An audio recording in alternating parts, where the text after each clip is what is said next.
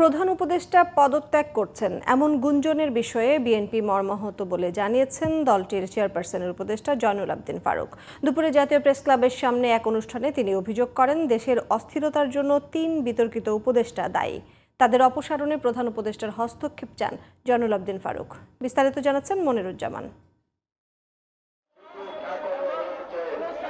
জাতীয় নির্বাচন বানচালের ষড়যন্ত্র চলছে এমন অভিযোগে শুক্রবার দুপুরে জাতীয় প্রেস ক্লাবের সামনে মুক্ত প্রতিবাদ সমাবেশ করে অপরাজেয় বাংলাদেশ। এতে প্রধান অতিথি হিসেবে উপস্থিত ছিলেন বিএনপি চেয়ারপারসনের উপদেষ্টা জয়নুল আবদিন ফারুক।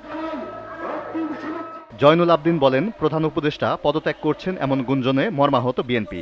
এমন অস্থিরতার জন্য অন্তর্বর্তী সরকারকেই দায়ী করেন তিনি। অস্থিরতা কাটাতে হলে আপনাকেই অচিরে আজকে কালকে পরশুর মধ্যে হলেও আপনাকে নির্বাচনের তফসিল ঘোষণা করতে হবে। এই অস্থিরতার কারণে এই নন্দিত লোকটি নিন্দিত হয়ে বিদায় নেন, আমরা মনে কষ্ট পাবো। আমি বিস্মিত হয়েছি। আপনি নাকি, আমি পত্রিকায় দেখেছি, কতটুকু সত্য আমি জানি না, আপনার এনসিসি নেতাকে বলেছেন আমার পদত্যাগ করা ছাড়া কোনো উপায় নাই। সমাবেশে বক্তারা অন্তর্বর্তী সরকার থেকে বিতর্কিত ৩ উপদেষ্টার অপসারণ চান। এছাড়া সময় নষ্ট না করে দ্রুত নির্বাচনের রোডম্যাপ দাবি করেন তারা। এই অন্তর্বর্তী সরকারের 2 জনকে আপনার এই সরকার থেকে বিতাড়িত করেন, বাইর করেন।